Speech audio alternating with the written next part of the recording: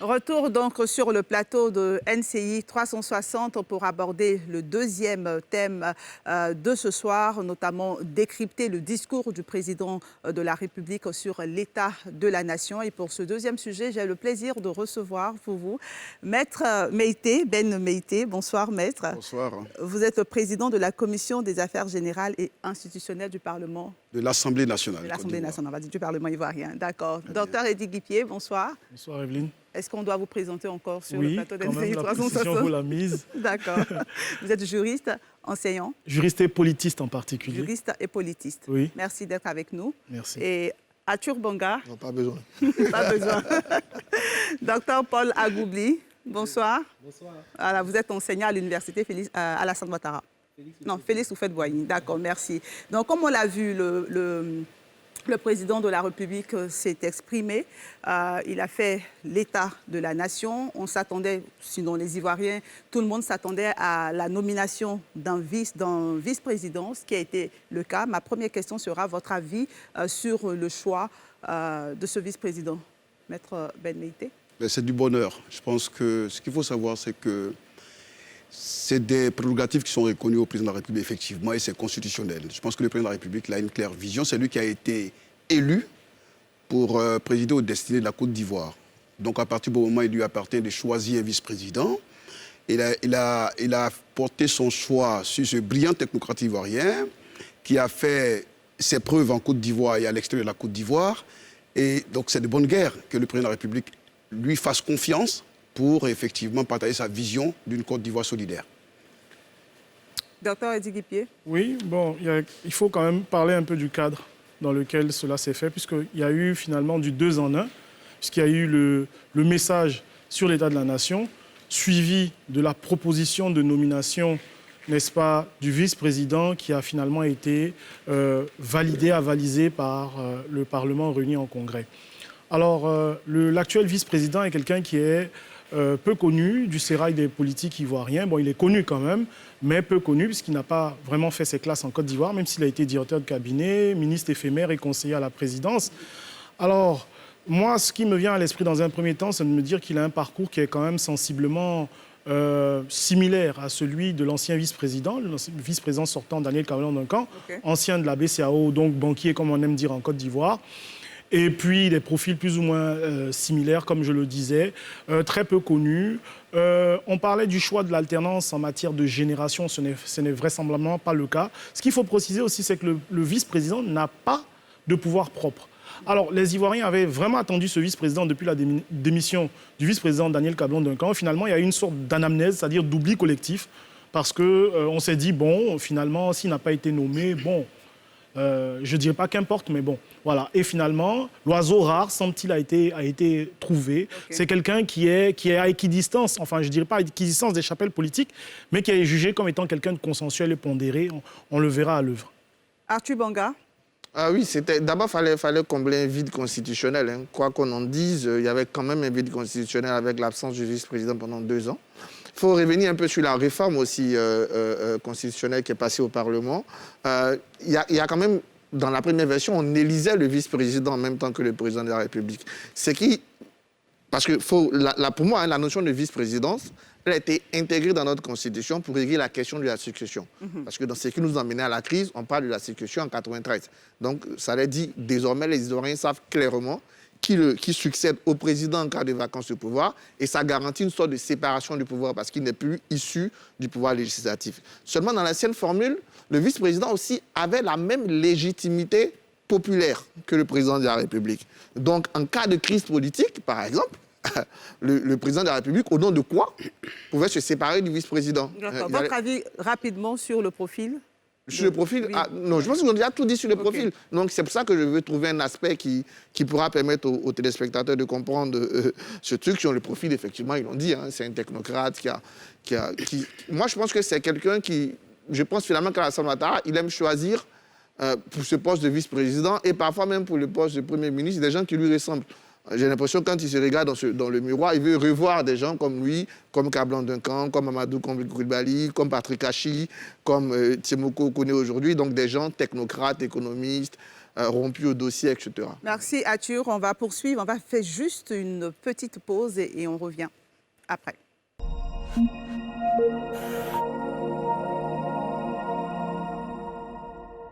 Du discours du président de la République sur l'état de la nation, c'est le thème que nous abordons. Et comme nous avons deux juristes, rapidement, moi j'aimerais savoir si la procédure de nomination du vice-président a été respectée. Maître Ben Meïti. Effectivement, la procédure a été bel et bien respectée. Ce qui est exigé du président de la République, c'est de s'adresser effectivement au Congrès, ce qu'il a fait. Et deuxièmement, en accord avec le Parlement. Ça a été fait puisque le Parlement s'est effectivement réuni. Le président... Est-ce que le Parlement a donné son accord de Absolument. Le texte ne vous dit pas comment cet accord doit être donné. Okay. Voilà, cet accord a été donné expressement par le Congrès à travers effectivement leur adhésion par acclamation. Par acclamation. Voilà. D'accord. Docteur Eziguipié, rapidement. En tant que... Bon, j'ai les doubles casquettes, un juriste et politiste, mais justement en tant que juriste... Que dit le jury ce soir? Bon, le juriste, qu'est-ce qu'il dit? Il est un peu gêné parce que j'aurais aimé que l'accord se manifeste autrement.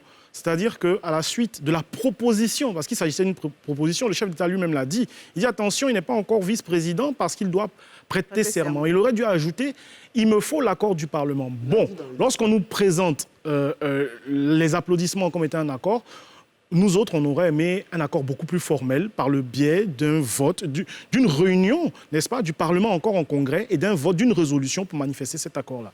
André Sylvain Conon. Oui, moi je suis parfaitement d'accord qu'il fallait acter l'accord. C'est vrai que le président lui-même a décrété que le Parlement lui avait donné l'accord après son discours, mais il y a eu quelque chose quand même de bizarre, on va dire, ce jour-là. Il y a eu la nomination du Premier ministre au cours de ce discours. Nomination? Oui, il y a eu la nomination du Premier ministre. La reconduction. Oui, non, bon, on va dire ça comme ça. Je veux dire, revisionnez les vidéos. Vous verrez que le président, au cours de son discours, il dit je vous ai donné instruction, monsieur le Premier ministre, il improvise. Par la suite, on a vu aussi que... Est-ce que vous avez relu le discours? Quand on relit le discours, il cite le Premier ministre. Moi, je l'ai relu cet après-midi. Oui, mais il n'était pas parti pour le nommer la séance tenante.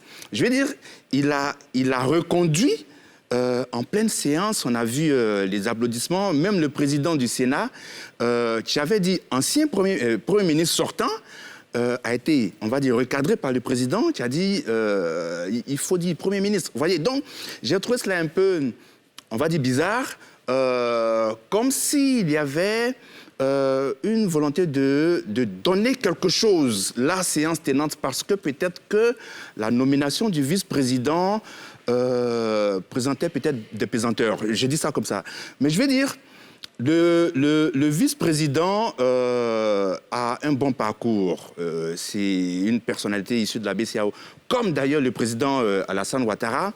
Mais personnellement, j'aurais aimé voir le président mettre en œuvre sa propre promesse de laisser le pouvoir à une nouvelle génération, puisque le vice-président a 73 ans, je ne suis pas sûr qu'il fasse partie de la nouvelle génération. C'est votre avis, on le respecte. Docteur Paul Agoubli. Oui, bon, moi je suis stupéfait, quoi. Je veux dire, assez étonné. Hein. Il semblerait que la Côte d'Ivoire soit un grand pays, avec de grands intellectuels, et avec une classe dirigeante très bien formée, et la Constitution est claire. Elle dit que le président de la République, article 55 nouveau, nomme le vice-président avec l'accord, n'est-ce pas, du Parlement. Et je n'ai pas vu, personne n'a vu, il n'existe nulle part de trace formelle qui montre effectivement que l'Assemblée nationale et le Parlement ait donné son accord. Le Congrès, on va dire. Le Parlement le Parlement ait donné son accord. Or, c'est demandé de façon expresse dans la Constitution. On ne peut pas prétexter d'un vide sur la question, d'un silence de la Constitution sur cette question, parce que regardez même l'énoncé. Regardez l'énoncé. Regardez le champ lexical qui annonce cette nomination. Le président de la République fait un propos qui ressemble à une sorte de charade, c'est une devinette. Est-ce que vous avez deviné? Puis il annonce, effectivement, mon choix s'est porté sur. À quel moment intervient la réponse formelle du Parlement. À aucun moment. Donc, on ne peut pas dire de cette séquence, effectivement, que le Parlement ait marqué son accord pour la nomination du vice-président. Alors, dès lors, il va se poser un problème de légitimité clair, parce qu'effectivement, les trois tendances qui existent dans la séquence sont la tendance, on l'a rappelé tout à l'heure, de l'élection en ticket du président et du vice-président, de l'élection spécifique du vice-président et bien sûr, comme au Burundi, de la nomination du vice-président. Sauf que, comme cela se passe, mais peut-être que j'aurai l'occasion d'y revenir, en l'occurrence en France, pour certains hauts corps, n'est-ce pas, de l'État, même aux États-Unis, pour l'appointment clause, effectivement, il y a toute une démarche qui fait que la personne nommée bénéficie de l'onction, n'est-ce pas, de l'État pour exercer sa fonction sans la pesanteur, effectivement, de la personne qui nomme. Et ça, on ne l'a pas vu et on ne peut pas dire, au regard de ce processus, que effectivement la chose a été régulièrement faite. Je pense que pour nos enfants, c'est important de le noter pour que, effectivement, même si la chose ne pouvait pas être réglée maintenant, il ne soit pas dit que personne dans cet État, dans ce pays, n'ait relevé qu'une chose aussi grave s'est passée. Moi, je pense qu'il faut relativiser. Dans la Constitution suit pratiquement toutes ces lois, elles restent générales. Et après, on prend des décrets, on prend des lois pour les préciser. La Constitution a demandé l'accord du Parlement. Il n'y a pas encore eu de loi pour préciser comment va se matérialiser cet accord. Donc, à partir de ce moment, chacun peut apprécier. Moi, quand j'ai écouté ce discours, j'ai vu le président, d'ailleurs, la devinette, c'est un jeu, c'est parce qu'il avait déjà fini toutes ces cases du monsieur. Il a servi là, il a servi là, il a servi là. Donc, évidemment, tous ceux qui le connaissent se reconnaissent en lui. Mais il a dit, il n'a pas eu d'endossé. Et après l'endossé, moi, dès qu'il a dit le nom du vice-président, j'ai vu tous les parlementaires, je pense que l'honorable est là, se lever, applaudir. Bon, on peut me dire, applaudir, ça peut être truc, mais élection par acclamation, c'est quelque chose qui existe. Voilà. Et donc, il a été applaudi. Et le lendemain, le Conseil constitutionnel a quand même constaté et n'a pas... C'est le Conseil constitutionnel qui est le garant de la Constitution. Donc, si le Conseil constitutionnel lui-même n'a pas dit quelque part, on n'a pas vu cet accord, c'est qu'il a dû constater lui-même cet accord. Après, je suis d'accord avec Paul qu'il faut... Excuse-moi. Non, c'est... D'accord. Mais il faut peut-être maintenant réfléchir pour le futur à mieux préciser comment se fera cet accord. L'idée d'un examen, en quelque sorte, devant le Parlement, etc., on peut formaliser, préciser. Mais pour l'instant, je pense qu'il y a eu quand même accord par acclamation, à mon sens. Très bien. Moi, j'aimerais qu'on parle maintenant du discours, notamment sur les différentes thématiques abordées par le président de la République, notamment la politique. Sur le plan de la politique, qu'est-ce qu'on retient de ce discours? Est-ce qu'on s'attendait à des choses? On s'attendait à l'annonce de certaines choses qu'on n'a pas vu venir, docteur Eddy Guipier? Alors, encore une fois, par déformation professionnelle, je reprécise le cadre à chaque fois. Le discours sur l'état de la nation, ce n'est ni plus ni moins qu'un copier d'un discours que tous les constitutionnalistes, ou bien ceux qui pratiquent le droit, et le droit public en particulier, connaissent concernant les États-Unis d'Amérique, qu'on appelle le discours sur l'état de l'Union. Voilà. Donc, c'est un discours qui fait l'État, bien entendu. C'est un discours qui est performatif, comme on dit en analyse discours du contenu. C'est un discours qui essaie de faire un bilan de l'année qui s'est déroulée. Et bien entendu, on essaie de remettre au goût du jour tous les possibles ou hypothétiques victoires ou bons points du gouvernement. Donc le chef d'État a fait le bilan au niveau de la sécurité. Il a estimé... Pour l'instant, on est sur la politique. Qu'est-ce qu'on retient de ce bilan? Comment, sur le plan politique? Sur le plan politique, on retient quand même que la vie politique est pacifiée. Voilà, que les différents protagonistes se parlent et qu'ils continueront à le faire. Voilà. Donc le chef de l'État a marqué son satisfecit de cette manière, en disant que finalement, vous l'avez vu, il y a eu la participation de l'opposition aux législatives. Il y a eu, comment dirais-je, une rencontre entre les présidents Ouattara et Gbagbo. Et il y a eu aussi, il a parlé du dialogue national qui a été endossé, validé par l'ensemble des partis politiques significatifs. Donc de ce point de vue-là, la vie politique est pacifiée. Donc ça peut servir de levier pour se projeter sur autre chose. André-Sylvain Conon, parlons justement de ce dialogue politique. Certains s'attendaient à l'annonce de la prise en compte de certaines recommandations du rapport de ce dialogue politique. En tout cas, personnellement, à l'issue de ce dialogue politique, je n'ai pas entendu les participants se plaindre. Je ne saurais être donc plus royaliste qu'eux-mêmes. Et j'ai entendu très peu d'opposants qui n'y ont pas participé décrier. Bien sûr, il y a eu la conférence de Mme Simone Gbagbo qui regrettait un peu certaines conclusions.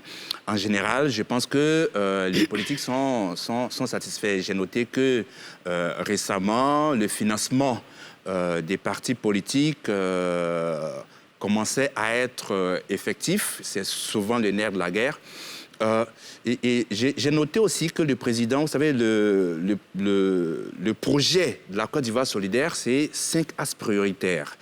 Et pour l'année 2022, c'est 3 priorités. Je pense que ces 3 priorités, le président a encore insisté en donnant instruction au Premier ministre Patrick Tachi, au nouveau gouvernement, de miser fortement sur ces 3 priorités, notamment la lutte contre la corruption. Et vous savez, la Côte d'Ivoire est 105e, je crois, dans l'indice de perception de la corruption, loin derrière un pays comme le Burkina Faso, je crois, 78e. Voilà, donc il y a encore du travail à faire. Mais il y a aussi la transformation structurelle de l'économie, donc l'industrialisation, l'emploi des jeunes qui est encore très problématique. Et c'est partie des priorités définies par le... Oui, les priorités, les 3 priorités préciser. de l'année 2022. Donc sur ces axes-là, on attend le gouvernement. Dr Paul Agoubli. Oui, bon, comme tout le monde, je veux me féliciter effectivement du calme, de la sérénité effectivement qui prévaut dans l'espace politique, dans l'environnement politique ivoirien.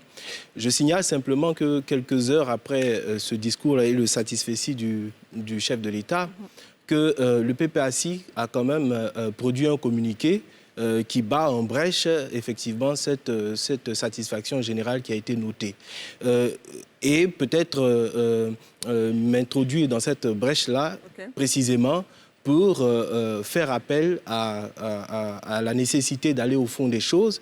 Et les grandes questions qui sont pendantes restent encore celles, effectivement, des discussions sur la CEI qui restent pendantes et que peut-être il ne faut pas attendre la veille des élections pour la remettre au goût du jour et que les uns, comme l'a dit André Silver-Conan, viennent se rappeler qu'ils n'étaient pas forcément d'accord avec tout ce qu'il s'était fait, y compris aussi la question de la liste électorale dont la loi dit précisément que chaque année, elle doit être révisée. Et le passif, après l'élection de 2020, c'était quand même que cette liste devait être auditée. Qu'est-ce qu'il en est? Est-ce que, effectivement, le rapport final du dialogue politique le dit clairement? Quel est l'agenda qui a été pris pour régler toutes ces questions-là? Arthur Banga. Oui, un discours qui d'ailleurs ressemblait beaucoup au discours de fin d'année, du message de fin d'année. Justement, c'est parce que ça commence à être nouveau. Nous, on a plutôt gardé pendant longtemps la tradition française, qui est celle de discours traditionnel, c'est-à-dire le 7 août et soit en interview, en discours, et le 1er janvier ou le fin de l'an. On fait mélange des deux. On conserve notre tradition française et on ajoute le truc américain sur le discours de l'État de l'Union. Ça fait 3 paroles fortes du président dans l'année.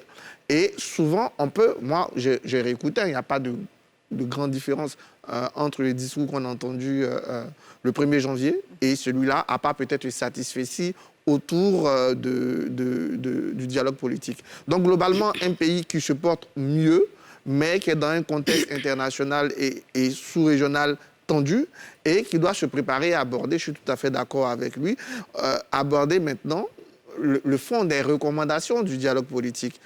On est tombé d'accord sur certaines recommandations, sur certains points techniques à débattre, soit au gouvernement ou à l'Assemblée nationale. Il faut peut-être qu'on y aille parce que l'année prochaine, c'est déjà les élections locales. Maître Ben Benité. Alors, je voudrais d'abord intervenir sur des choses qui ont été dites sur le plateau, mais il ne faut pas faire d'amalgame. Je suis heureux que je sois en face de 2 juristes, 2 éminents juristes, professeurs, donc enseignants. Il faut qu'on dise les choses telles que ça se passe aux étudiants, c'est important. Alors, première chose, c'est de savoir à quel moment le vice-président est désigné. Parce qu'il faut d'abord répondre à cette question. À quel moment le vice-président est désigné? Est-ce au cours du congrès? Est-ce que c'est à la faveur du congrès, du discours du président de la République, que le vice-président a été désigné, si on reste effectivement dans la rigueur du droit? Alors, c'était une proposition qui a été faite au Congrès, et le président a pris le soin de nous informer qu'il a pris l'avis du Conseil constitutionnel qui a estimé que la personne qu'il proposait répondait aux critères qui étaient définis, donc conformes à la Constitution. C'est important. Okay. Et donc, c'est suite à cette proposition qu'il y a eu l'acclamation. C'est une, comme l'a dit mon frère Banga, c'est un mode, effectivement, d'expression d'un accord. Donc, ce n'est que plus tard que le président de la République a pris un décret. Donc, dans la rigueur du droit, c'est la prise du décret qui vaut désignation de l'autorité en question. Il ne faut pas faire d'amalgame. C'est la prestation de serment. Non, la prise du décret qui donne la volonté. Donc, effectivement, la prestation de serment, consacre l'exercice de la profession. Ce qu'il faut savoir, donc, à travers le Congrès, le discours du président de la République, le président de la République a proposé son vice-président et donc demandé ce que le Congrès en pensait. Okay. Le Congrès, par acclamation, a estimé que ce choix était judicieux. Ce n'est que plus tard que le président de la République a pris un décret pour désigner effectivement son vice-président. Et même le Premier ministre, c'était une information pour dire « j'entends désigner, reconduire le Premier ministre Patrick Achi ». Et donc, ce n'est que plus tard qu'un décret est intervenu pour désigner ces autorités. Donc, on ne peut pas dire que le président de la République n'a pas respecté la Constitution.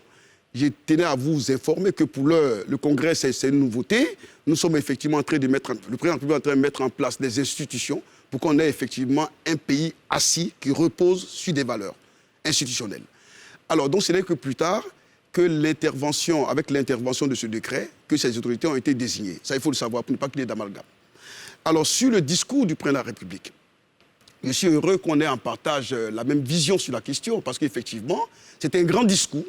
C'est un discours d'un grand chef d'État, d'un homme d'État, et qui n'a pas triché avec la réalité.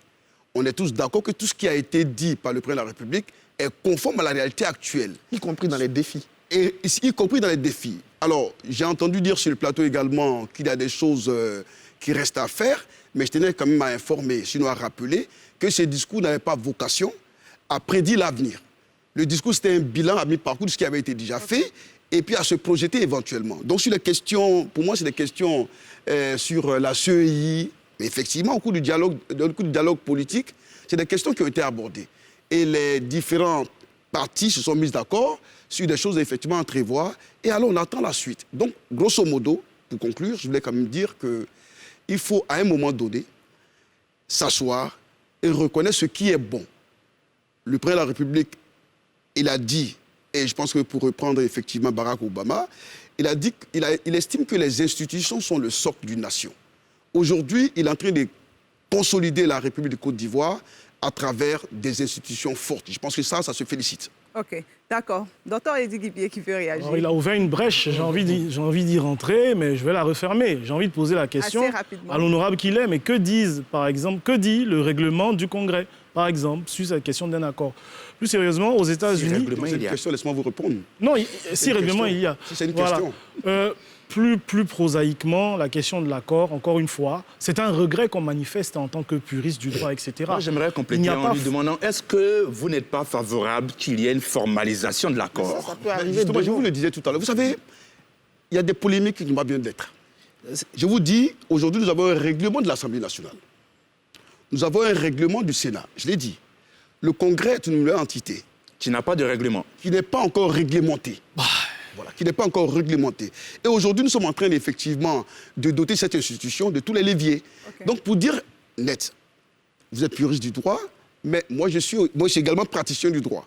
Les textes disent simplement que le président de la République désigne son vice-président, nomme son vice-président, en accord avec le Parlement. Très bien, on a bien compris. On va permettre à Dr. Eddy de terminer. Vous ne le dites pas non plus. Ne faites pas dire au texte ce que le texte n'est pas survenu. Parce que, par exemple, on aurait demandé expressément. Oui.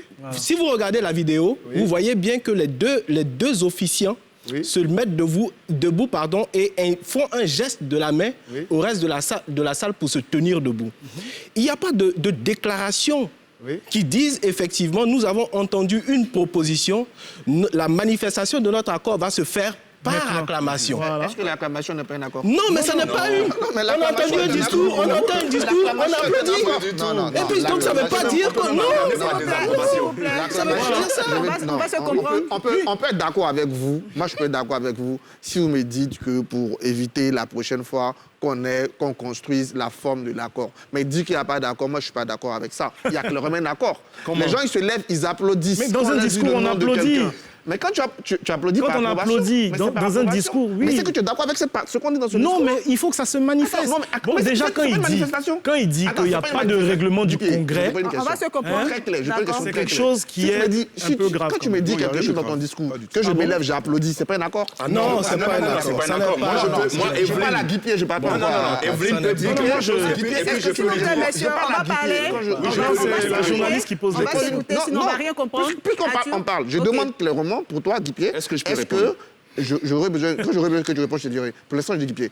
Est-ce que pour toi, un discours, quand on se lève, on applaudit après le nom de quelqu'un, c'est un On a accord bien ou noté pas? la question. Moi, je suis en amont. Mathieu, Je suis en on a amont. bien Quand noté. j'entends qu'il n'y a pas de C'est un règlement du accord ou Congrès, pas? Mathieu, répondre. laissez-le répondre. Moi, je peux Oui ou répondre. non, c'est un accord ou Mathieu pas? déjà Banga, répondu. laissez-le répondre. Evelyne peut dire quelque chose et Ok. puis je peux dire bravo Evelyne, tout en n'étant pas d'accord. C'est fort, hein? Comment tu fais ça? Si, ça se fait. mais c'est de l'ironie. Bravo, c'est de l'ironie. Voilà, donc Mais vous ils ne n'ont pas- pouvez- même l'ironie pour la Quand pression. le chef de l'État fait son discours, On analyse les Mathieu discours, Banga. on analyse les Mathieu comportements. Banga, vous laissez les autres, vous Le laissez 6 les mars autres terminer. 2020, Ok. lorsqu'il décide de On partir, va rien comprendre si on il y parle a plus eu une sur le sorte plateau. de bronca quand il a dit « j'ai décidé de quitter le pouvoir ».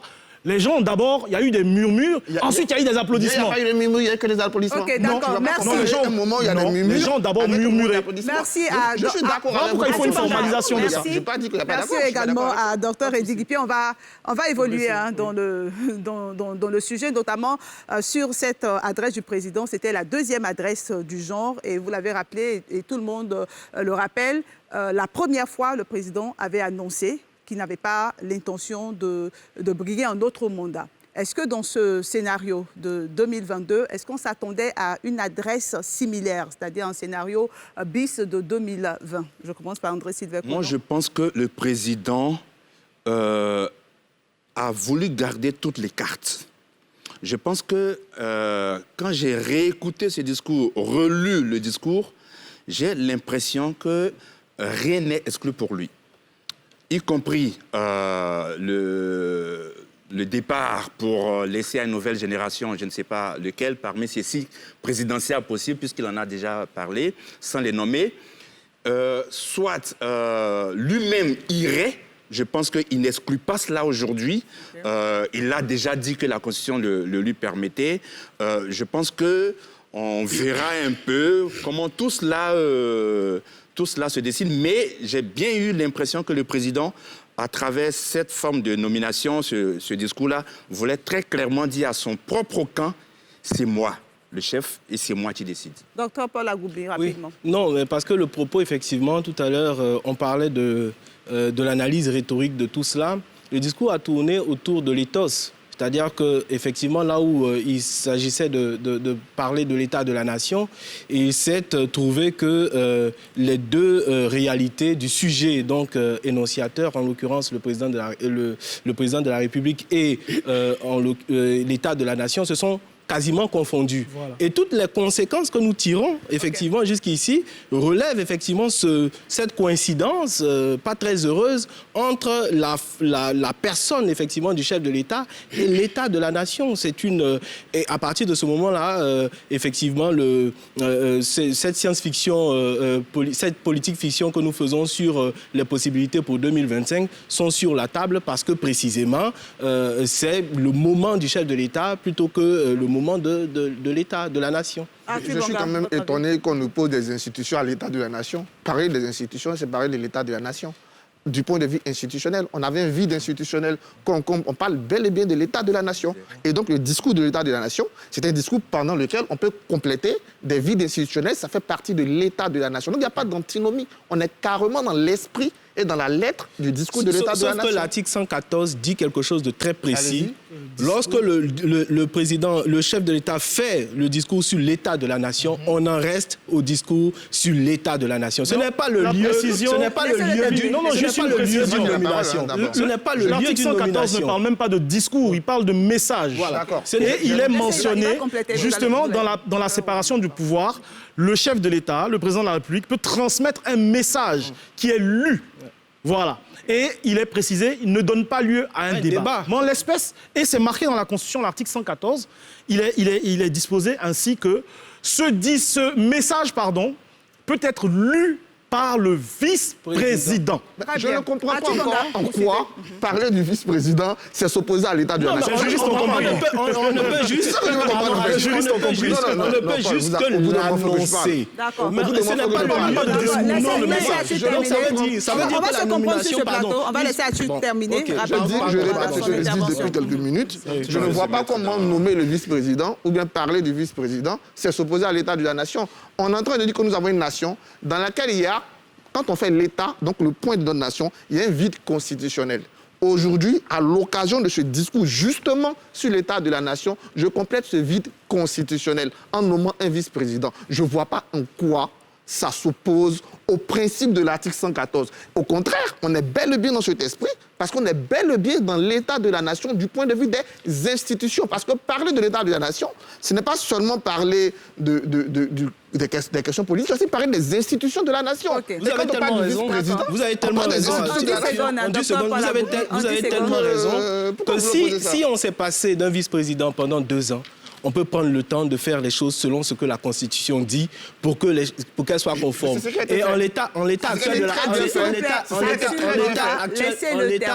de la chose, le texte est particulièrement obvi, il est clair. Il dit que lorsque le message survient, il ne donne pas lieu à un débat. Est-ce qu'il y a un débat? Mais justement, vous dites que ça a été le lieu d'une nomination. Or, ça ne peut pas être le lieu d'une nomination puisque article 55, les députés doivent marquer leur accord préalable. Donc, ça ne peut pas... Non, mais c'est pas possible.